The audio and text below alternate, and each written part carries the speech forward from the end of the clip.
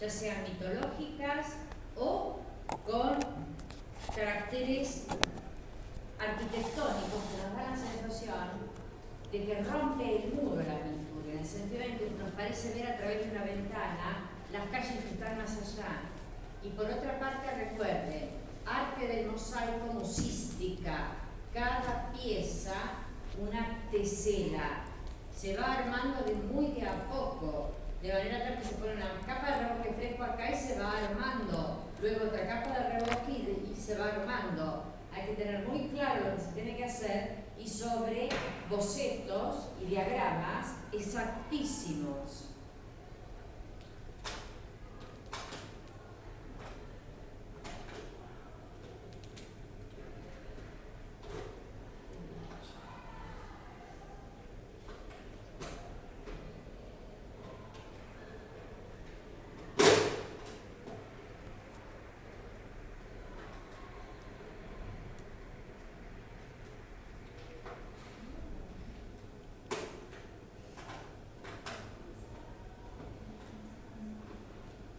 Aquí tenemos una escultura que perfectamente podríamos pensar que es de la época griega.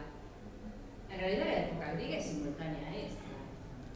Es decir, que pueden representar los romanos dioses y diosas de esta manera, de una manera totalmente clásica y tradicional. En este caso, por las ramas de olivo que han quedado ahí atrás, sabemos que se trata de Palas Atenea.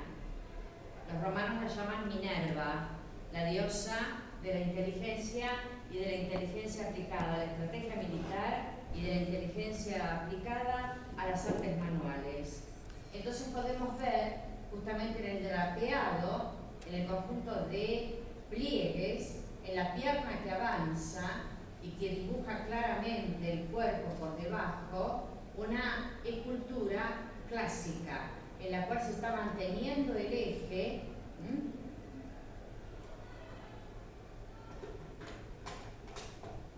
Ahora, esto es típicamente romano. ¿Ve? La escultura retrato, el retrato absolutamente realista en todas las épocas de Roma, en todas, Roma duró desde el 753 a.C. al 476 después de Cristo. Entonces aquí podemos ver a un hombre que no nos cuesta nada imaginar caminando por la calle. Vean ustedes la volumetría dada a las mejillas, indicando justamente que es un hombre bien entrado en carnes, por supuesto a la romana, rasurado y cabello corto, rasurado y cabello corto. Por otro lado, podemos ver incluso una gestualidad que está revelando un temperamento y una situación. Hay un fruncir del entrecejo y una mirada cargada de tristeza que también se nota en la boca. Los pisos pueden ser con escenas figurativas como las que acabamos de ver, de Leda y el cisne, o pueden ser con mármoles de distintos colores. Todo esto es mármol, mármoles de distintos colores formando distintas piezas geométricas.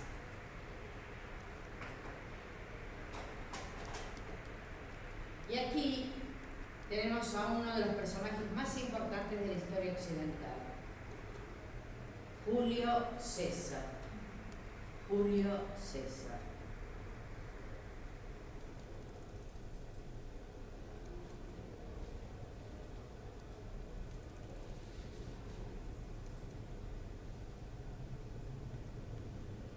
Este general romano pertenece a la más alta aristocracia, una de las familias patricias más importantes, la gens Iulia. Gens, de ahí viene genealogía. Gens Iulia.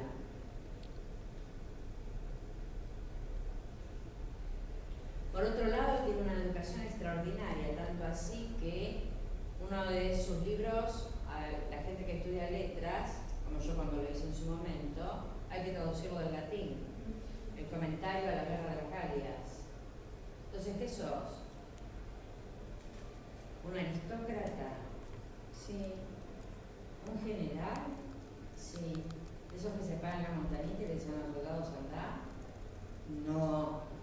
Julio César, desde que tenía 17 años y tenía a cargo tropa, por ejemplo, cuando había que atravesar un río que estaba alborotado, él iba el primero y del otro lado de la orilla les decía venga, él probaba primero.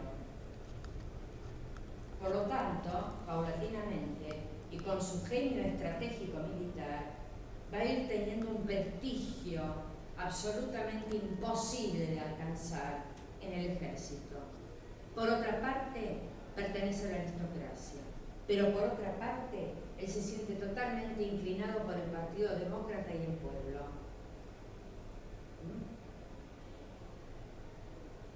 Conquistó nada menos para Roma las Galias. ¿Qué son las Galias? Toda Francia. Francia era romana, era una provincia romana más, conquistada por Julio César. Así como tantos otros puntos de lo que al llegar a este momento, en el 44 a.C., va a hacer de Roma ya una extensión territorial enorme, enorme. De manera tal que él, además, va a Egipto antes, se seducen mutuamente con Cleopatra, la última descendiente de la dinastía Ptolomeo, y él la ayuda a destronar al faraón Ptolomeo, que allá lejos ese tiempo, en la época de Alejandro Magno, por el 300 a.C., era un general de Alejandro Magno. Cuando Alejandro Magno conquistó Egipto, el griego, y después siguió camino hasta la India, al morir, Ptolomeo, todo un nombre bien griego, Ptolomeo, se hace cargo de Egipto. Otro amigo, Seleuco, se hace cargo de toda la conquista de Persia. Le van a surgir los persas seleucidas. Y así van surgiendo los reinos helenísticos. Ahora, a la altura de lo que les estoy hablando, allá por el 40 y pico,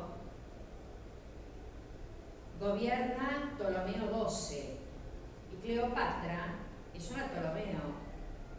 Y justamente Julio César va a cerrar los ojos, estando en Egipto, para que Cleopatra ascienda al trono como reina de Egipto.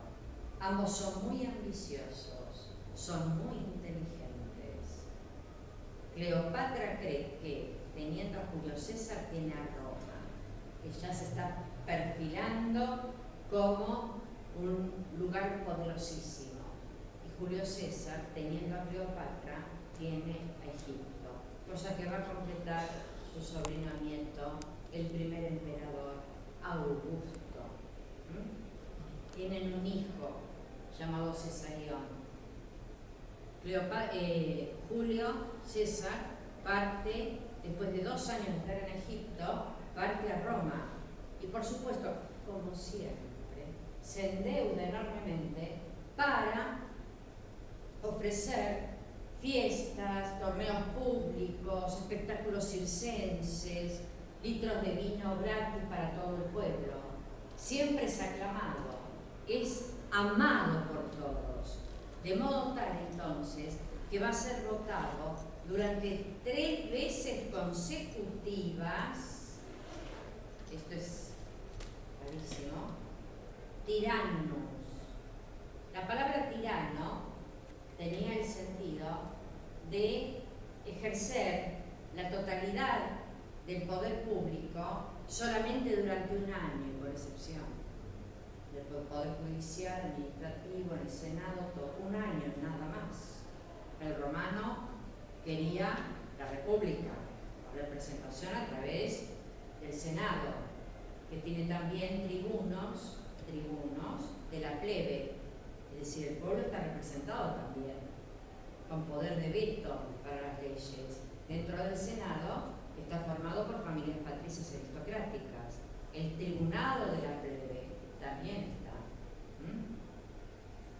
De modo tal entonces que regresa, es nombrado 3 veces consecutivas Tyrannus, y por otra parte, enorme cantidad de veces cónsul máximo.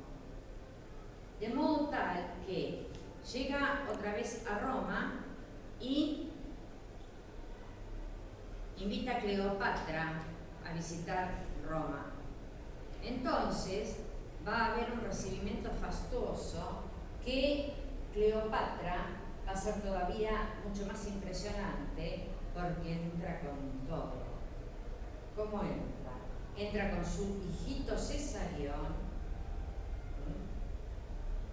arriba de un elefante, con todo un séquito de egipcios por delante y por atrás, cubiertos íntegramente de oro y piedras preciosas.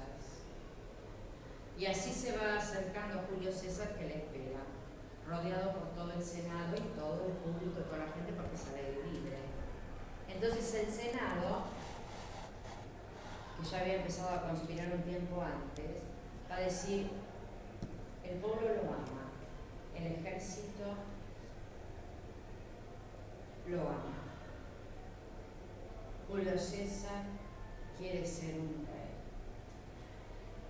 Ahora trae a esta extranjera.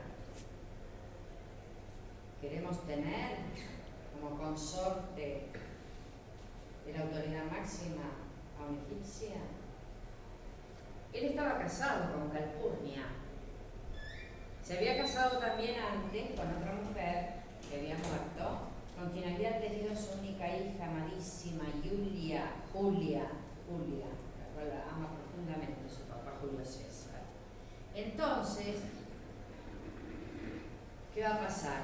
Empiezan a conspirar un grupo de integrantes del Senado para matarlo.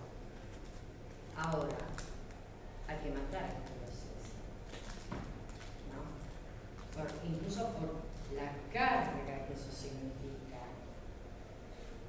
¿Qué van a hacer? A través de una conjura van a decidir que uno solo del grupo, que tiene miedo de que Julio César crezca tanto en el poder que finalmente rompa la república que ya llevaba 500 años de existencia y se elija como única autoridad, que van a decir: vamos a atacarlo uno por uno, porque cuando él muere el peso va a ser tan feroz que no vamos a poder evitar la tentación de decir: fulano fue, aunque nosotros estuviéramos de acuerdo. Así se pone finalmente manos a la obra. Miren qué curioso. Julio César tiene que ir al Senado, por supuesto. Siempre va acompañado por su lugarteniente Marco Antonio, que pertenece también a una de las familias más aristocráticas de Roma. Marco Antonio, entonces, Julio César, cuando se levanta, costumbre de los romanos, le leen los augurios. Y justamente el arúspice que lee los augurios, que se interpreta el vuelo de los pájaros, o sacrifica un animal y le estudia el hígado, y ahí le dice si es un día nefasto o un día fasto, ya saben lo que es esto. El arúspice le dice: no te muevas de casa, Julio César. Calpurnia, la esposa, le dice: por favor, no te vayas. Él dice: pero por favor. Y empieza a caminar hacia el Senado, junto con Marco Antonio. Ya están subiendo a la escalinata como siempre hay gente que rodea a Julio César.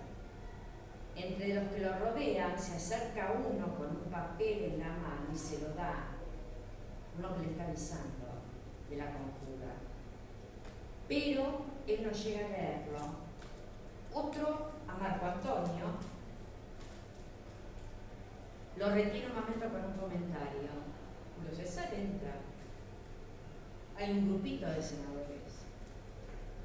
Entonces empiezan a acercarse todos a él, como para rendirle un saludo, como siempre, y le empiezan a clavar puñaladas, uno cada uno. Julio César, promediando las puñaladas, se da cuenta de que son mortales. Entonces incluso ve llegar hasta él, guarda que esto muchas veces tomado con confusión, a Brutus, no el padre de la República, ¿se acuerdan? El que se quedó mudo porque ordenó la muerte de los propios hijos por conspirar contra la República. Ese no, eso ya ha pasado 500 años. Brutus era un integrante del Senado que era el hijo varón de una de las amantes más queridas de Julio César. Entonces cuando lo ve acercarse le dice, tú también, hijo mío. Pero no es hijo de él, ¿eh? La cuestión es que cuando él se siente morir, va a cubrirse la cabeza con la túnica, no para escapar a las puñaladas, sino para que ni siquiera puedan tener el placer de verle los gestos de la agonía y la muerte. Inmediatamente todo se dispersa. Entra Marco Antonio y encuentra el cadáver de Julio César. Marco Antonio lo levanta en brazos, lleva a la puerta del Senado y empieza a gritar: pueblo y gente de Roma, he aquí el cadáver de Julio César. Oh. En el término de 2 años ninguno murió de muerte natural, pero nunca se supo nada. Julio César es es despedido con las honras fúnebres más imponentes que se vieron hasta ese momento en Roma. Este tema de la muerte de Julio César ha marcado la historia, ha marcado la literatura, ha marcado el arte, ha marcado la política a futuro de una manera absolutamente indeleble. Este busto en bronce, incrustado con una piedra brillante amarilla, es de alguna manera el busto fúnebre. Solamente con la incrustación en amarillo de la mirada nos está indicando que lo consideran un iluminado.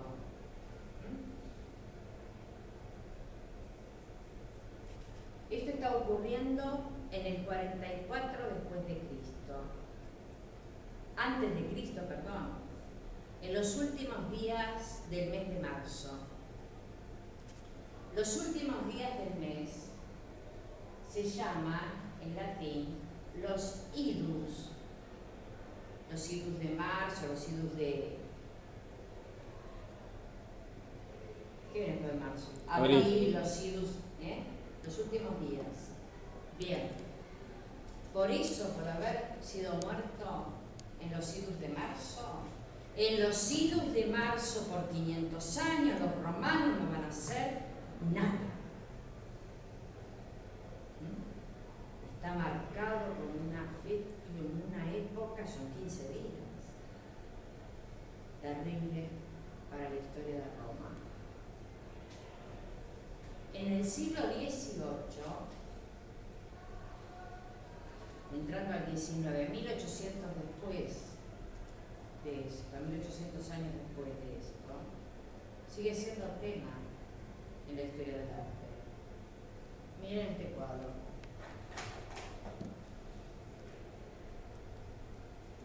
La muerte de Julio César. siglo XVIII, entrando al XIX, movimiento neoclásico, Francia, pintor Gérôme. Aquí podemos ver cómo recrea la escena, es un cuadro enorme. Aquí el cuerpo de Julio César con la cara cubierta por la túnica. No lo hicieron ellos, se la cubrió él, cuando sintió que las puñaladas no iban a cesar. Aquí la escultura de la República, acá la recreación del interior del Senado, y aquí cómo los conjurados levantan el cuchillo, juramentándose lealtad entre ellos, y se empiezan a dispersar rápidamente. Ahí, la silla caída, va a entrar Marco Antonio y lo va a ver así. 1800 años después, sigue siendo tema.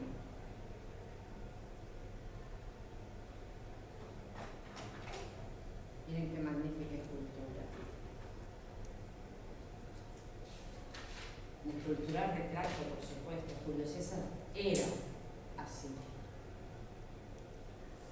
Cabello corto, rasurado por completo, se rasuraba todo el cuerpo, todo.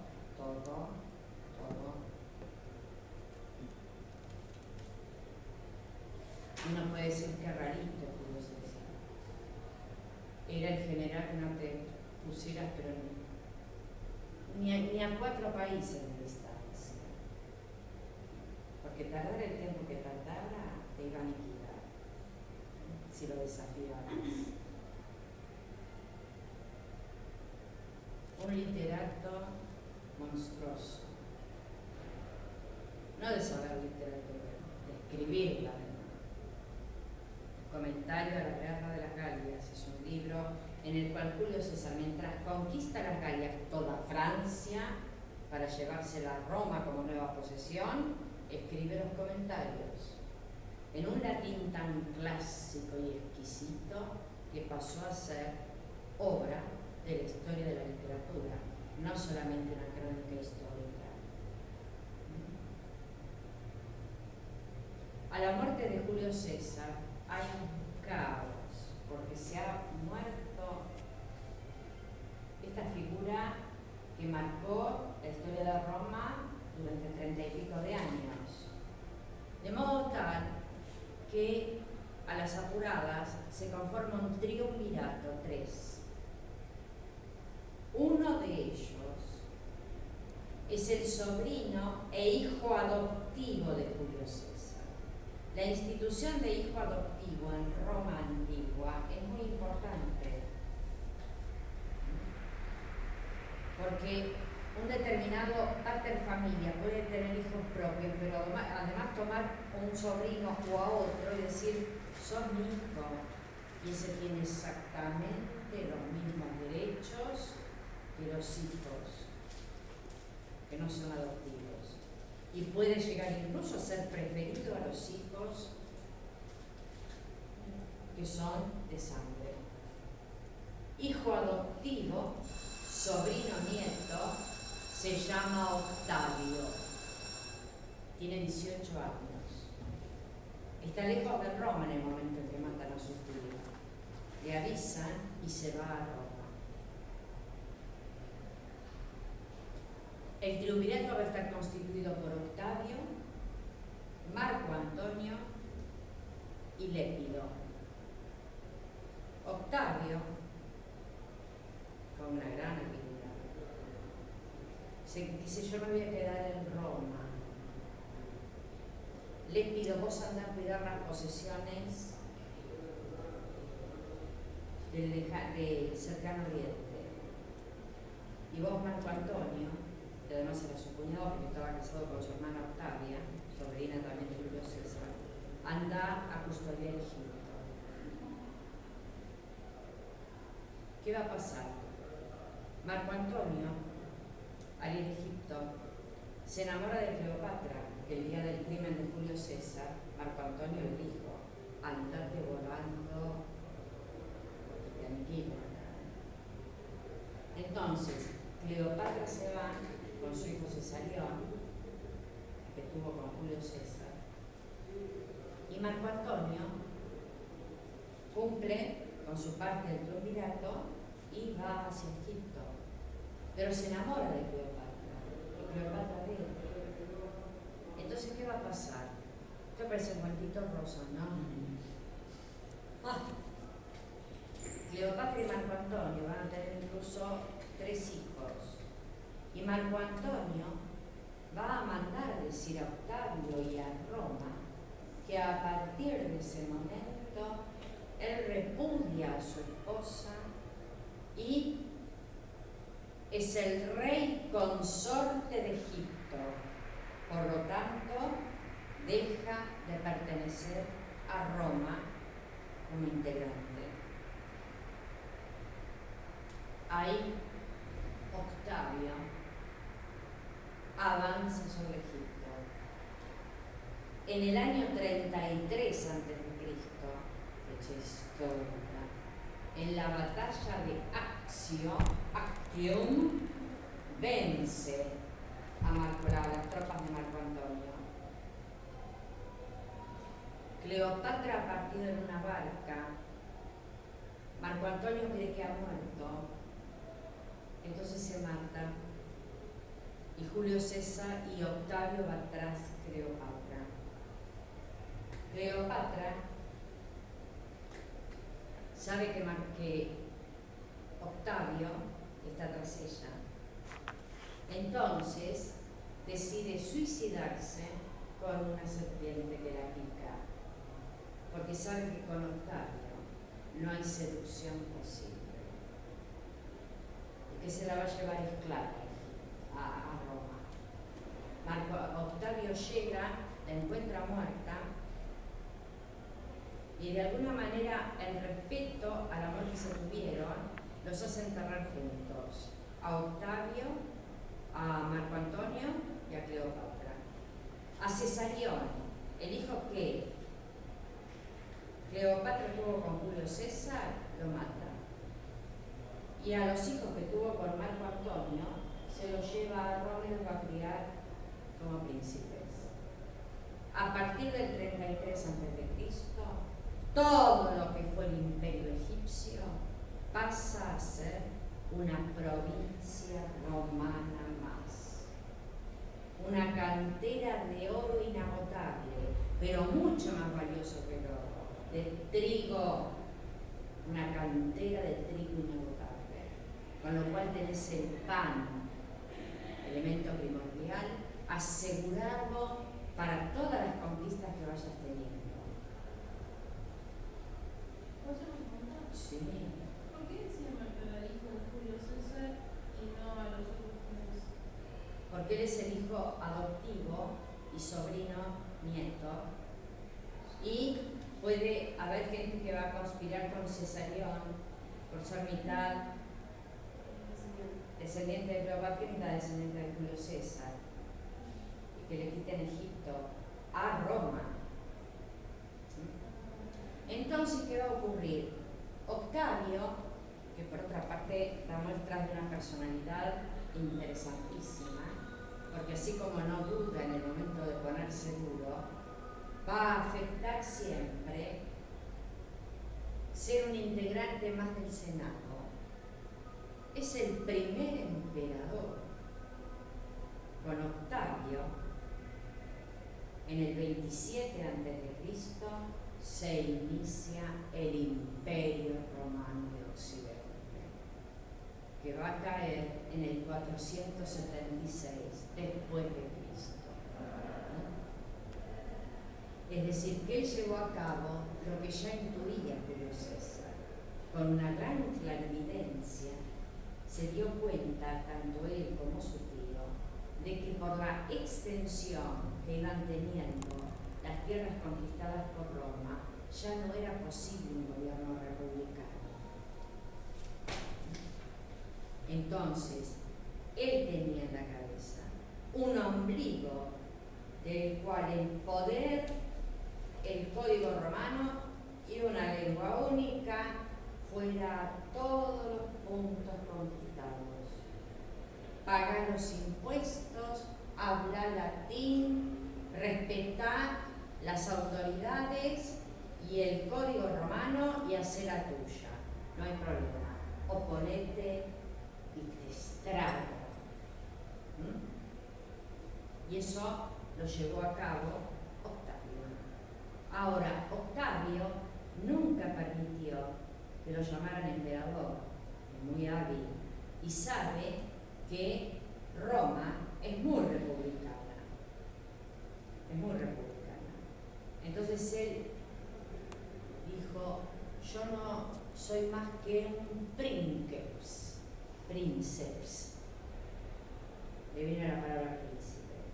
Princeps, la C en latín se pronuncia acá, princeps, significa primus inter pares. El primero entre mis pares, entre mis iguales. Ahora, entre el 27 a.C.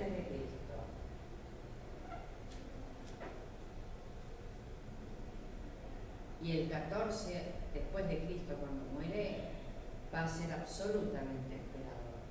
Pero nunca va a aceptar que le digan imperator, habilísimo. Ocurre que es primus inter pares, pero cuando Octavio vota una ley o hace la moción de vetar otra, la mayoría del Senado se lo dice, sin que les digan no, ni dejen de serlo. ¿Entienden? Entonces, Octavio, en un momento dado por el Senado, va a ser llamado Augustus, el más grande. Por eso es Augusto, el primer emperador.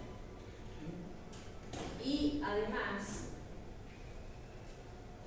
fíjense ustedes que Augusto pasa a ser nombre propio y se va a hacer llamar en homenaje a él César Augusto.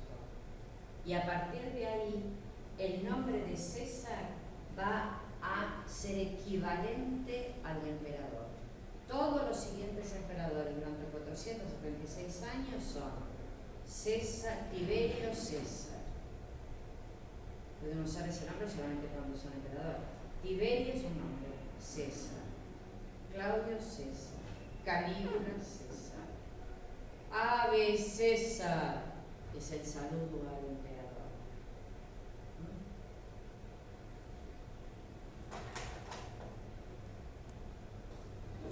Aquí en esta época tenemos también la pintura al fresco sobre pared. Fíjense. Cristian, ahora enfoque. ¿Necesitas algo, papá? No, yo ni día. ¿Se acuerda de mí, profe? ¿Qué? Jonathan Díaz. ¿Se acuerda? ¡Ay, no te había visto! ¿Por qué se va aquel estúpido? Iván, vení. Dame un abrazo. Vení.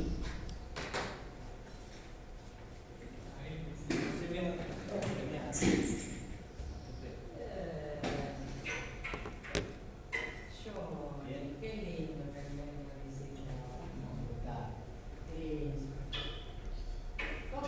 Se había arrancado hace mucho la clase cuando llegué yo. Minutos antes, una cosa así. ¿Cuánto? 10 minutos antes. 10 minutos. Sí, 5 o 10 minutos. Yo lo tengo grabado. Después me lo pasé. ¿Quieres que lo ponga más cerca? ¿La cámara? Sí. Ponela ahí cerca de. Para que lo vea. Ahí, ponela cerca. Ponela cerca de.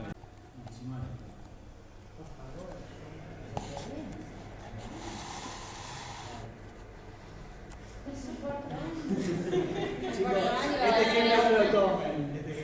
Lo tomen en algo especial. Se puede rendir algo, chicos. 19 autos. 67. Por plata. Suele pasar esto. Sí. Sí.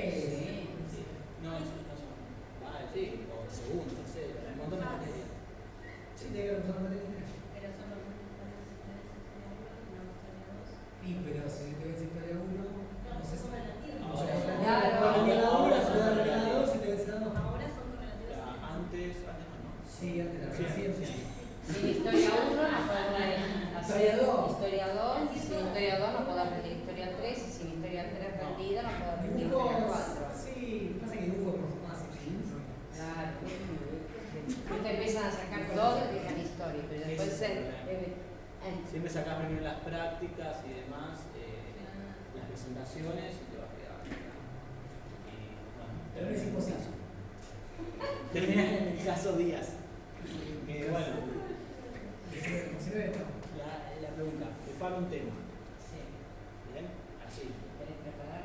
Sí. Esa es la pregunta. No es ni mejor ni peor, porque yo te voy a escuchar un poquito y después te voy a sacar, capaz que de tu mismo tema, Te digo, Sí, lo quería hacer. No, sí, iba a ser Grecia.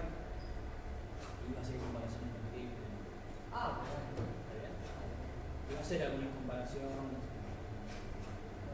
Y después, si me quiere sacar, me quiere bailar, quiere hacer Y sí. Suele hacer ¿Sí? Algo te voy a decir. Voy a estudiar. Y sí. Estudiar, voy a estudiar. Todo. Bueno, Cosas así. Lo vemos en el Por favor, Johnny, que no se te venza, amigo, porque se te atrasa toda la No, porque mira, yo rendí un cuarto, es el último día. Tengo que rendir esta materia que es clave, 2, 3 más, y después que no recurso ninguna. Estoy bien. Pero bueno, tengo 3 materias clave que son. Las tengo que rendir sí o sí. La idea es no recursar ninguna. Cuarto año. Recursar sería ninguna. Sí. Ahora cuento más, profe. Si no estoy acá. Bueno, cuídense y saludos. Felices fiestas. Cuídense fiesta en ese película. ¿Viene la semana? ¿Viene la semana? Perdón. ¿Viene la semana? Le tengo que dar algo. Jueves y viernes. ¿La semana que viene? Sí.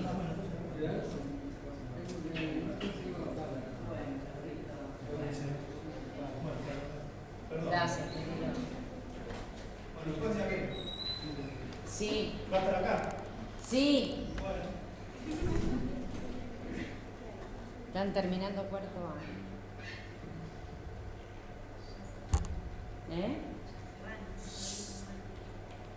Sí, se van, pero no se van nada. Se van a reír. Se van, pero sí que. Terminan de cursar, claro, terminan Pero que hoy tienen que dar la historia de arte 1 y después 2, 3, 4, 5, 6. Se van a querer matar. Sí. No, pero hasta la historia 3 tienen a Rubí, tenemos a Rubí, y después a otra persona. Claro, historia 4, arte argentino con una profesora María Concepción Serafini.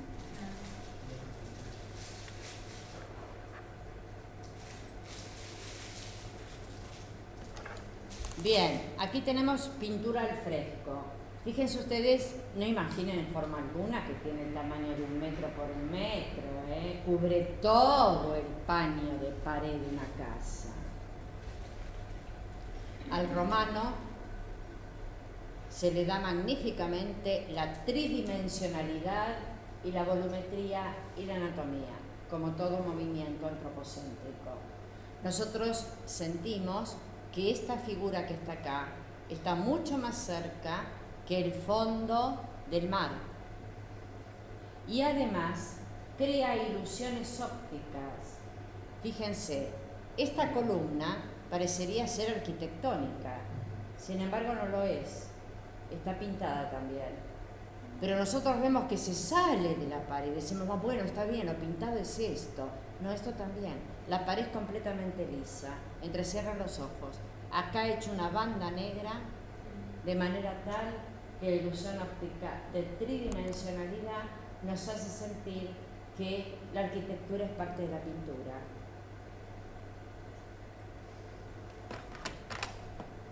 Miren acá, toda una pared. Acá está recreando escenas de la Odisea, con el personaje Ulises, literatura griega de Homero del año 800 a.C., aunque ellos la están pintando siglos después. Acá los lestrigones que comían carne humana están justamente acechando a las naves de Ulises. Fíjense ustedes cómo crean absolutamente la idea de primer plano, segundo plano, último plano y me voy. Tridimensionalidad, este mundo, el espacio por el que circula el humano. Planimetría no, eso es típico de las artes simbólicas. Miren, esta es una sala de una casa romana.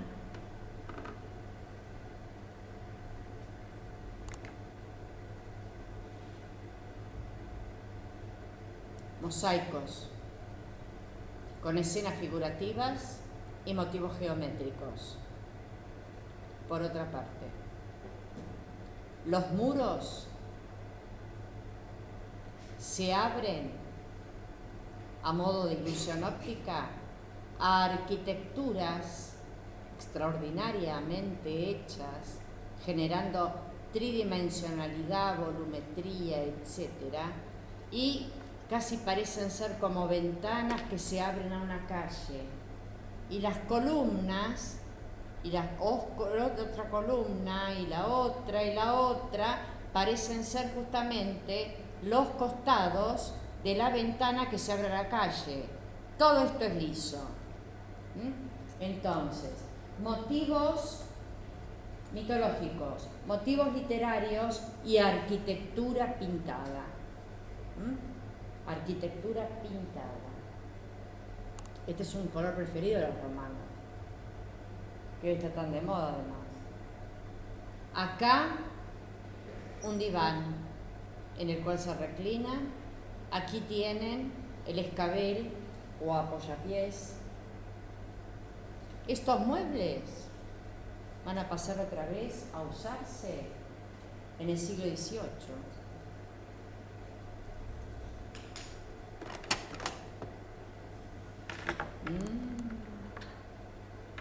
Aquí lo tienen. Octavio Augusto, el sobrino, nieto e hijo adoptivo de Julio César.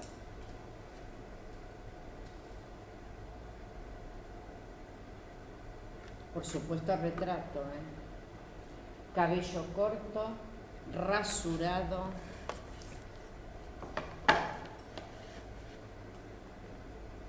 está descalzo, tiene todo mármol, Nos da la ilusión óptica de una coraza de metal completamente tallada, con la conquista de las Galias en recuerdo a su tío. Una magnífica túnica que dobla sobre el brazo.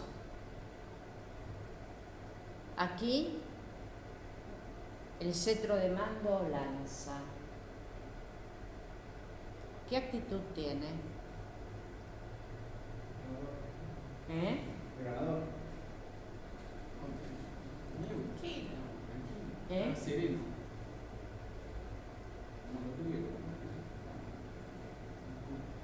Está inspirada en el Doríforo de Politleto, el mismo contraposto y este brazo más abajo. Todo lo demás no, porque el Doríforo de Politleto es un arquetipo. Acá tenemos un retrato. Y por otra parte, él con su brazo está indicando que sabe a dónde dirigir, cómo dirigir y cuándo dirigir.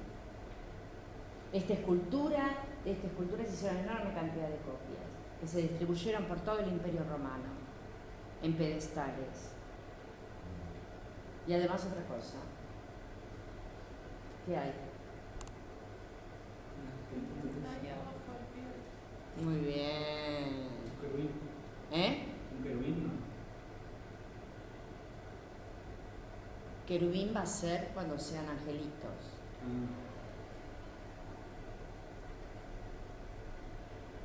un niñito con alas.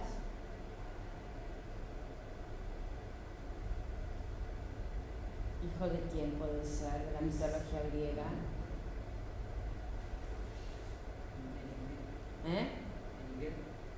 No, Cupido. Es el hijo de Afrodita o Venus, la diosa del amor. Cupido siempre está representado como un niñito con alas que tiene un carcaj es el lugar donde se guardan las flechas, unas con punta de oro y otras con punta de plomo, y aparece muchas veces con los ojos vendados y traviesamente, con su arco, dispara flechas de oro que generan amores correspondidos y flechas de plomo que generan amores desgraciados, a su entero capricho. ¿Por qué lo pones, Augusto? ¿Por qué lo haces poner ahí?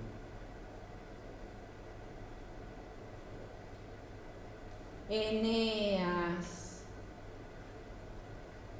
hijo de Afrodita o Venus, partió de Troya con su papá Anquises y su hijito Ascanio. Llega a un lugar, Latium. Ahí baja de su barca.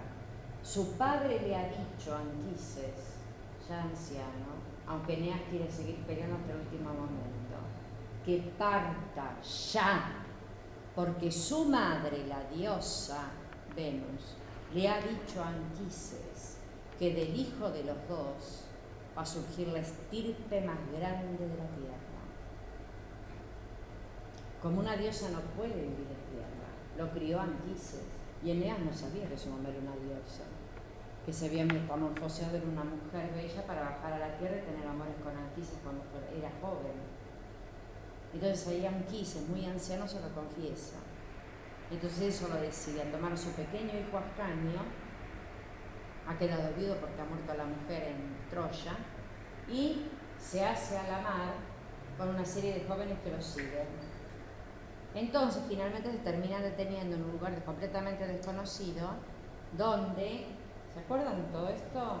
Latium los recibe, es un jefe de clan, se casa con la hija de Latium y después, pasado el tiempo, Anquises ha muerto antes, su hijo Ascanio, ya grande, se casa, tiene hijos, Numitor y Amulio. Numitor tiene una hija, Rea Silvia, que escondida por su tío Amulio, así como derrocó a su hermano Numitor para tener el poder que no le corresponde. No quiere que ninguna descendiente que no sea de él esté libre, pero con los dioses nada se puede. Entonces, Rea Silvia es fecundada por Marte, el dios de la guerra. Cuando tiene mellizos, su tío Amulio se entera y le ordena a un campesino que los exponga recién paridos a los animales para que se los coman. El campesino los acerca ¿a quién? A la loba, una loba recién parida que los empieza a lamer, una loba. Si es feroz y está cuidando sus lobeznos, pero toma a los niños recién paridos y los empieza a lamer, y ahí surge la famosa loba capitolina, que es el emblema romano del estirpe. Entonces, ¿qué está diciendo acá Augusto? Muy tranquilito, sereno, sí, pero como dijo Mate, que es: yo sé a dónde tenés que ir, y además los romanos somos de estirpe divina, somos descendientes de Afrodita, diosa del amor, por eso Cupido al lado. Cupido es un dios, no es un humano, es un dios, hijo de Afrodita también, con otro, Entonces, descendemos de Afrodita o Venus, pero también de Marte, y fuimos amamantados por leche de loba. No te opongas, porque te aniquilo. Todo esto que yo les cuento y que ahora tenemos que estudiar, cualquier integrante del Imperio Romano, sea francés, español, africano, etc., miraba y decía, sí, ya sé. Clarito. Además lo hace poner por escrito por el gran poeta Virgilio, la Eneida, canto a Eneas. Los chicos de la escuela tenían que aprender de memoria sus 4.000 versos. Era el carnet de identidad del romano. Con esta escultura, Augusto te dice todo.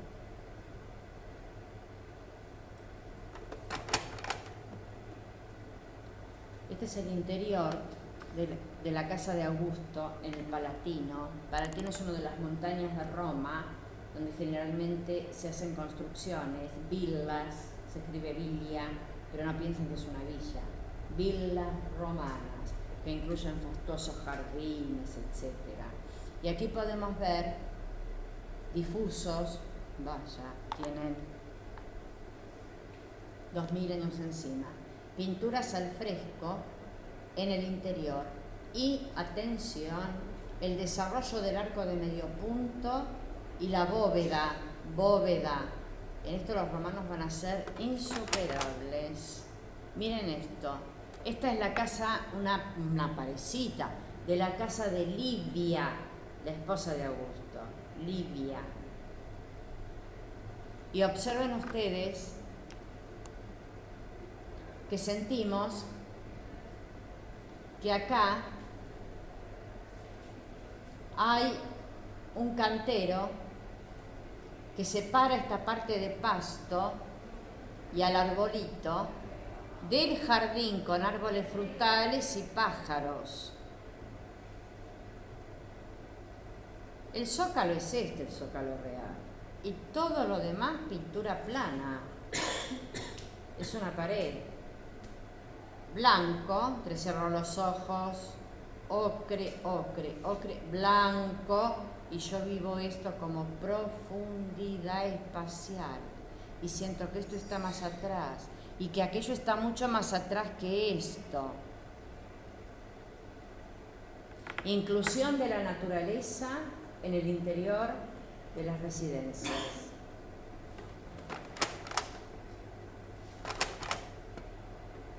Aquí Augusto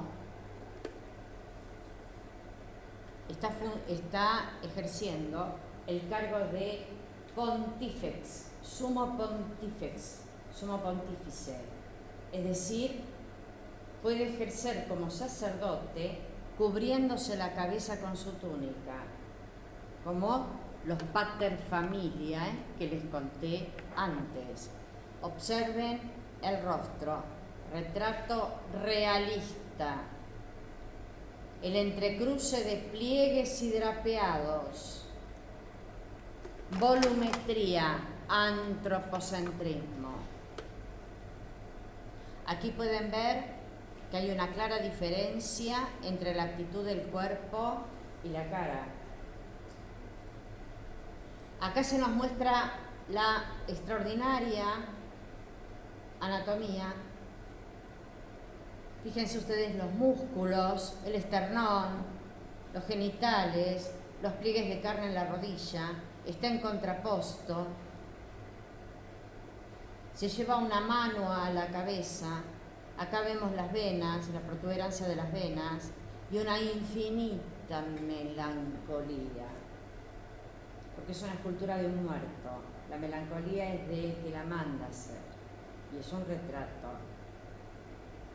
Augusto, de su primer matrimonio, muy jovencito, ha tenido una hija, Julia, le puso.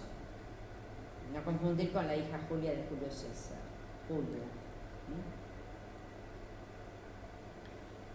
Después repudia a su esposa, que es de conducta bastante reprochable, la repudia, y va a obligar a obligar a un hombre de prestigiosa familia intachable a repudiar a su respectiva esposa, Livia, con quien ya tenía un hijo, Tiberio, de 7 años, y estaba embarazada de otro. ¿Por qué? Porque Augusto se enamoró de Livia. Entonces, el marido de Livia obligadamente la repudia, y entonces ahí Livia se casa con Augusto. El hijo que estaba esperando de su marido nace a los 3 meses de matrimonio con Augusto. Por eso los romanos, que son muy afilados, escribían grafitis en las paredes. Ellos crean los grafitis en las paredes. Escribían grafitis que decían: a los matrimonios felices les nacen hijos a los 3 meses. Todo esto va a ser embarazada, ¿no? La cuestión es que van a constituir una pareja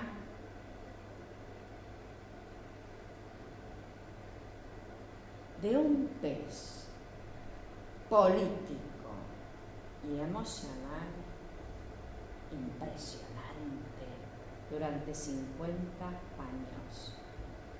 Livia tiene sus hijos, Tiberio, y el que nace se llama Druso. Tiberio tiene un profundo rencor por su madre, porque no puede olvidar al papá. Ya tenía 7 años. Y también por Augusto. En cambio, Druso, lo único que conoce es a Augusto. Se quieren profundamente. Ya van a ver con el tiempo cómo deriva esto. Cuando Julia es adolescente, la hija de Augusto, no tuvieron hijos, Livia y Augusto. Tuvo 3 embarazos ella y los perdió. La casa con su sobrino, Augusto, Marcellus, Marcelo. Y estaba a punto de adoptarlo como hijo adoptivo, lo cual implicaba que, aunque él no se declaraba emperador, ni quería decir en absoluto que hiciera una línea sucesoria como la de los reyes, uno podía pensar: hijo adoptivo de Augusto, y se le pasa algo a Augusto, ¿y a quién vas a elegir? Entonces muere sospechosamente a los 18 años. Augusto está tristísimo. Deja una jovencísima viuda, que es su hija Julia. Y para él, y en honor a él, a Marcelo, Augusto hace este teatro, el Teatro de Marcelo. Fíjense la estructura. Una gran curva dividida en 3 sectores claramente por cornisas salientes que te indican: acá terminó planta baja, acá terminó primer piso, acá terminó edificio.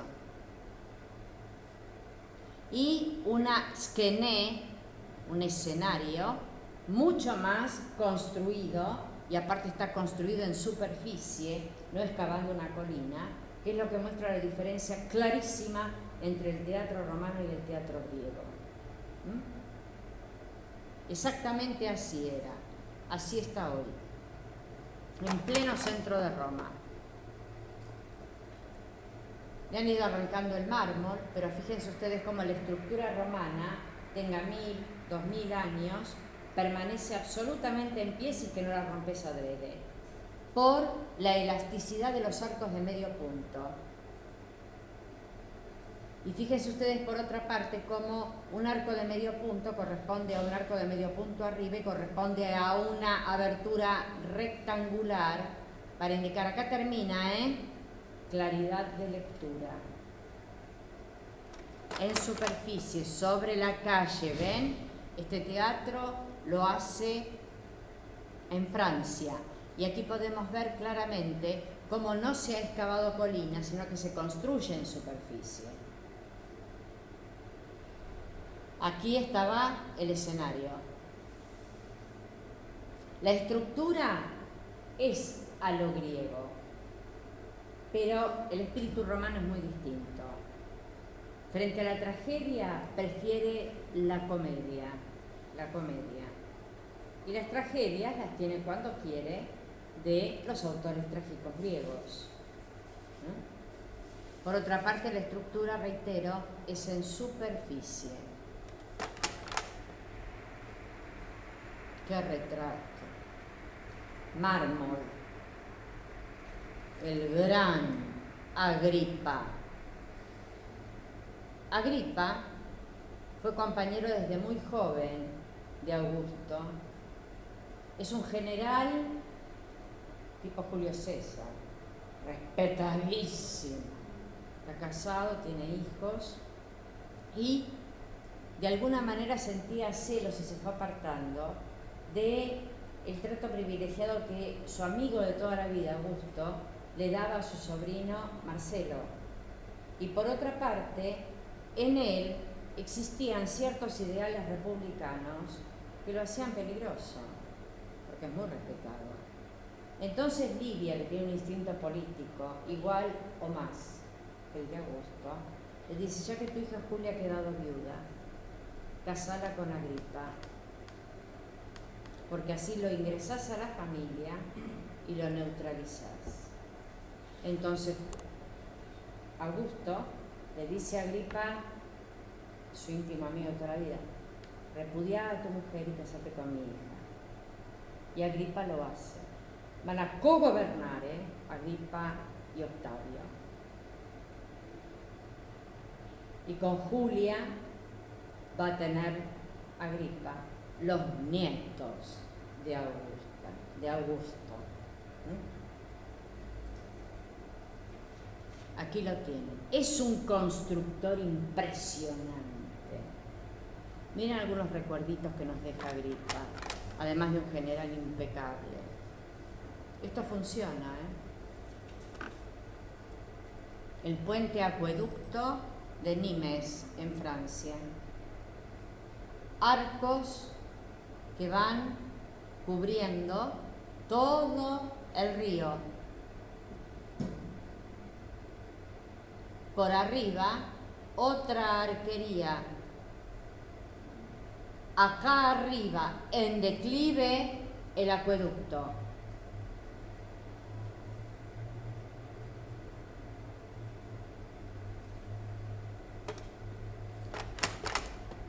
Ahí tienen gente, para que den el tamañito, ¿no? Y fíjense la construcción, perfectamente elástica, se mantiene en pie. El hecho de utilizar arcos de medio punto que van sumando el peso hacia arriba y lo descargan en columnas grandes pilastros o columnas laterales, hace que no macice el espacio, porque la curva no necesita de columnas internas, como habíamos visto en Egipto. Entonces puede salvar grandes distancias a través de los arcos. Y acá, en un suave declive que apenas percibe el ojo, el acueducto que lleva el agua a todos puntos. Estamos en Francia. ¿Y qué hace el romano en Francia? Ahí sí es mía.